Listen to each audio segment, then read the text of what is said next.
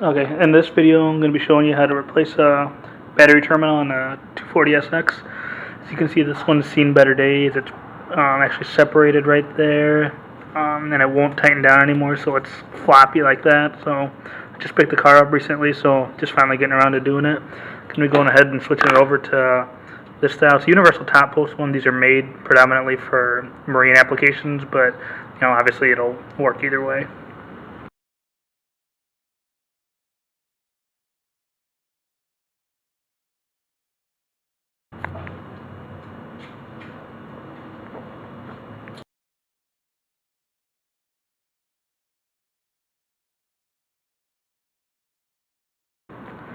And the first thing you're going to go ahead and do is use that 10mm here. Just unscrew that to separate this here from the main battery terminal that goes to the starter.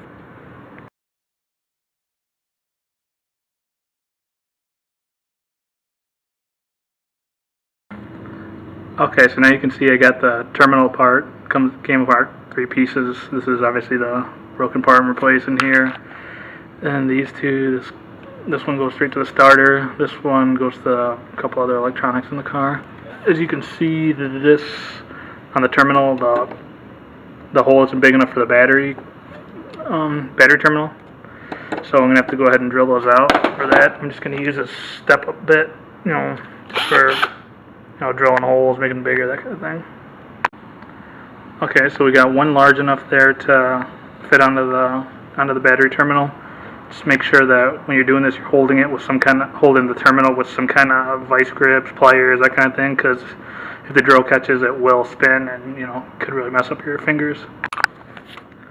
Okay, so now you can see I got them both drilled out, so they'll fit on there just fine. Obviously, it's not bolted down yet or anything, but you can see there.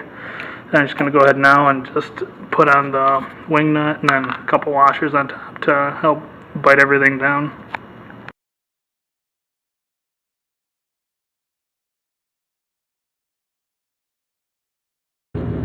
Okay, so now you see I finished it up, tightened everything up. It's not going anywhere, it's tight. The wing nut, I did use some just regular pliers to tighten down, so it smashed down and tightened real good with the lock washer as well.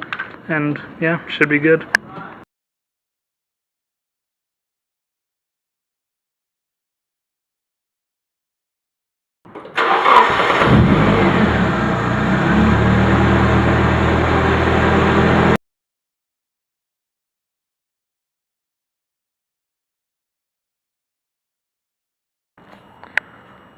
Okay, and then another style that you can do is another different style of top post battery terminal. It's got these 2 screws here, which in this case works out perfectly because you've got 2 terminals there. You can just go ahead and screw right down. So one there and then one on this one as well. Okay, as you can see now, I've got the alternative style battery terminal on there. Works fine. Just bolted in there, sandwiched the terminals in between the nut here and then the washer plate here.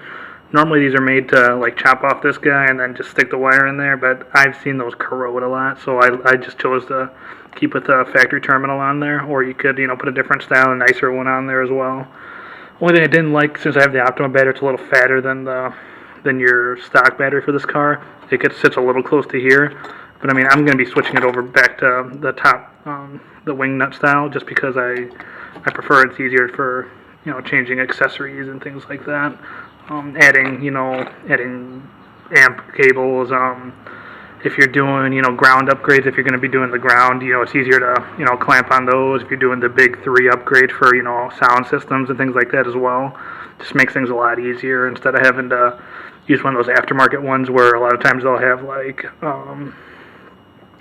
Allen heads on there, and those always end up corroded. They strip out easy. I've found just the wing nuts overall are a much better option for that type of thing, as long as they're not going to end up hitting against your hood or anything like that, which in most cars they won't.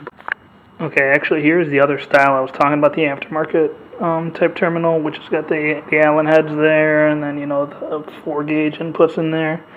I don't personally like this because I've seen a lot of times these end up corroding because they're made with cheaper metal and stuff like that, and then these guys here, a lot of times people use the wrong size, or they're cheaply made, so once you're really tightening down on there, they'll strip out easily.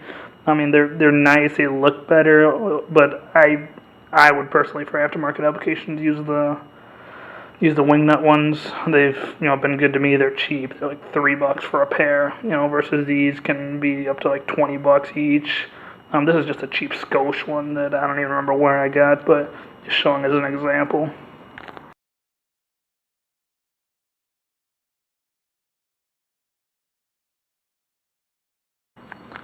Okay, and that concludes the video. Just, obviously it's a real simple repair, but with these Nissan ones, I've seen a lot of people on forums and stuff like that, get real confused on how to change that terminal, and then lots of times I've gotten these cars, they're just, broken like the one I had, or they just don't tighten down anymore, they pop off, things like that, and a lot of people think it's, some crazy deal to change it when it's really, obviously very simple, as you saw in the video.